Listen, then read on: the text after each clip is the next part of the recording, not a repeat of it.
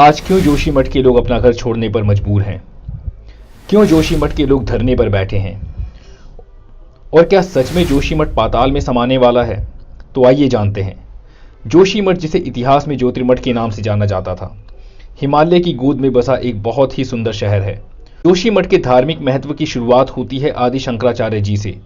कहा जाता है कि आदि शंकराचार्य जी ने भारत में 4 महत्वपूर्ण मठों की स्थापना की थी, जिसमें से जोशीमठ को सबसे महत्वपूर्ण माना जाता है।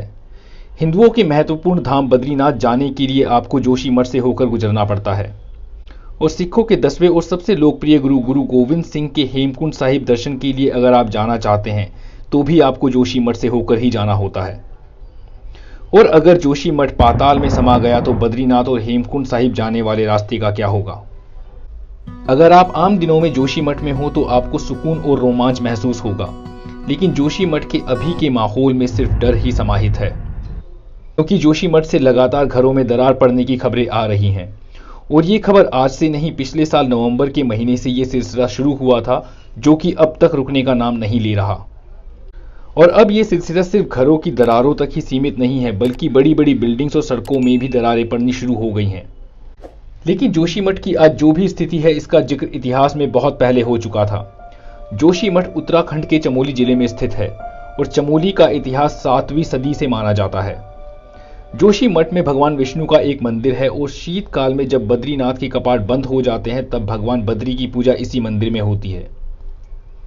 लेकिन एक लोकल फोक टेल के अनुसार जोशीमठ के नरसिंह मंदिर में बनी भगवान नरसिंह की मूर्ति का बायां हाथ लगातार खत्म होता जाएगा, और जब ये हाथ पूरी तरीके से गिर जाएगा तब नर और नारायण नाम के 2 पर्वत आपस में मिल जाएंगे, और इस तरह बद्रीनाथ का रास्ता हमेशा के लिए बंद हो जाएगा, और भगवान बद्रीनाथ अपनी जगह से हमेशा के लिए गायब हो जाएंगे, और उनकी पूजा जोशीमठ से कुछ दूर भविष्य बद्री मंदिर में हुआ करेगी।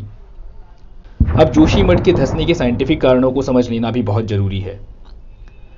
नंबर 1, एक्सपर्ट्स का मानना है कि जोशीमठ के धंसने का मुख्य कारण एनटीपीसी का Tapovan Vishnugad hydro power project के लिए बनने वाली सुरंग है।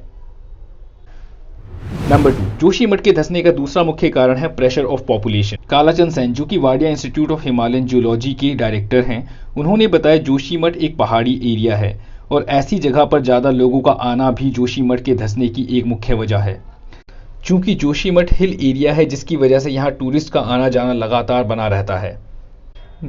नंबर 3, जोशीमठ के धंसने का एक मुख्य कारण जमीन के नीचे पानी की कमी का होना भी है, क्योंकि पानी भी जमीन को अपनी पोजीशन में बनाए रखने के लिए जरूरी होती है, और पानी की कमी की वजह से जोशीमठ का धंसना स्वाभाविक है। नंबर 4, जोशीमठ के धंसने का एक कारण यह भी है कि जोशीमठ की लोकेशन साइज्मिक जोन बी में है, जो कि एक अर्थक्वेक प्रोन एरिया है, और पहाड़ों के लगातार टूटने और जमीन के नीचे पानी की कमी के कारण पहाड़ी चट्टानें कमजोर हो गई हैं, जिसकी वजह से जमीन धंस सकती है। रिसर्चर्स और एक्सपर्ट्स के अनुसार ज्यादा कंस्ट्रक्शन और शहरीकरण जोशीमठ के धंसने का मुख्य कारण है। लेकिन क्या जोशीमठ के ये हालात अचानक से हो गए? क्या इससे पहले कोई सर्वे नहीं किया गया जिससे ये पता चल सके कि जोशीमठ का भविष्य क्या हो सकता है? तो ऐसा नहीं है। मिश्रा कमेटी की 1976 की एक रिपोर्ट कहती है कि जोशीमठ रीजन में किसी भी पहाड़ को तोड़ना या उसको हटाना खतरनाक हो सकता है, और रिपोर्ट ये भी सजेस्ट करती है कि जोशीमठ रीजन में ज्यादा से ज्यादा पेड़ों को लगाने की जरूरत है। लेकिन शायद इस रिपोर्ट को सीरियसली नहीं लिया गया। CISR के साइंटिस्ट DP कुनुंगू ने बताया कि 2009 से 2012 के बीच जोशीमठ चमोली में 128 लैंडस्लाइड्स की घटनाएं रिकॉर्ड की गई हैं, जो कि अपने आप में एक बड़े खतरे को दर्शाता है। 2021 की इंडिपेंडेंट कमेटी रिपोर्ट भी ये कहती है कि कोई भी खुदाई या कंस्ट्रक्शन जोशीमठ के लिए खतरनाक साबित हो सकता है। लेकिन कहते हैं ना कि इंसानों की आवश्यकताएं असीमित हैं, लेकिन उनको पूरा करने के लिए साधन सीमित हैं, और शायद इसी की भेंट आज जोशीमठ चढ़ रहा है। कहा जा रहा है कि अब जोशीमठ को बचाना मुश्किल है, अब वहां के लोगों को बचाना ही प्रशासन की प्राथमिकता होनी चाहिए। जोशीमठ को बचाने के लिए गवर्नमेंट ने कुछ अनाउंसमेंट तो की हैं, जैसे नंबर 1, जिन घरों या होटल्स में दरारें पड़ गई हैं और जिनके गिरने की आशंका है, गवर्नमेंट 1 सप्ताह के भीतर उन सभी घरों और होटल्स को तुड़वाने का काम करने वाली है। नंबर 2, गवर्नमेंट प्रभावित परिवार जिन्होंने अपना घर खोया उनको 1.5 लाख रुपए का मुआवजा, और जिन लोगों को इस आपदा की वजह से मुश्किलों का सामना करना पड़ रहा है उनको 50,000 रुपए का मुआवजा देगी। नंबर 3, जोशीमठ के स्थानीय लोग जिनको लैंडस्लाइड की वजह से नुकसान हुआ है, गवर्नमेंट उनके नुकसान को मार्केट के रेट के हिसाब से पूरा भी करेगी। नंबर 4, जोशीमठ के परिवार जो किराए पर रहना चाहते हैं, गवर्नमेंट उनको 4,000 रुपये महीने के हिसाब से 6 महीने तक उनके घर का किराया देने को भी तैयार है। मुआवजों के अनाउंसमेंट के बाद भी स्थानीय लोगों की मांग है कि उन्हें मार्केट रेट के हिसाब से नहीं, बल्कि उन्हें सर्कल रेट के 6 गुने अमाउंट के हिसाब से मुआवजा दिया जाए, जैसे बद्रीनाथ रीडेवलपमेंट प्लान के लिए दिया गया था। इसके अलावा जोशीमठ की लोकल अथॉरिटीज़ ने जोशीमठ को डिसास्टर प्रोन एरिया डिक्लेयर कर दिया है और लगभग 20,000 परिवार हैं जिनकी ज़िंदगी खतरे में है, जिसमें से 100 से ज़्यादा घरों को खाली करवाया जा चुका है। स्टेट और नेशनल डिसास्टर टीम सिचुएशन को कंट्रोल में रखने के लिए जोशीमठ में डिप्लॉय की जा चुकी है। जोशीमठ के स्थानीय लोग लगातार धरने पर बैठे हुए हैं और अपने घरों को बचाने की गुहार वो सरकार से लगा रहे हैं। उसी बीच ये केस सुप्रीम कोर्ट में भी दाखिल किया जा चुका है, लेकिन सुप्रीम कोर्ट ने इस केस को हाई कोर्ट की तरफ डाइवर्ट कर दिया है और अभी सुप्रीम कोर्ट ने इस पर कोई भी सुनवाई नहीं की है। उत्तराखंड के मुख्यमंत्री पुष्कर सिंह धामी ने ट्विटर पर यह शेयर किया है कि देश के प्रधानमंत्री श्री नरेंद्र मोदी जी जोशीमठ के इशू को पर्सनली मॉनिटर कर रहे हैं। मुख्यमंत्री पुष्कर सिंह धामी ने जोशीमठ की विजिट के दौरान ये कह दिया कि उत्तराखंड में आपदा आती रहती है।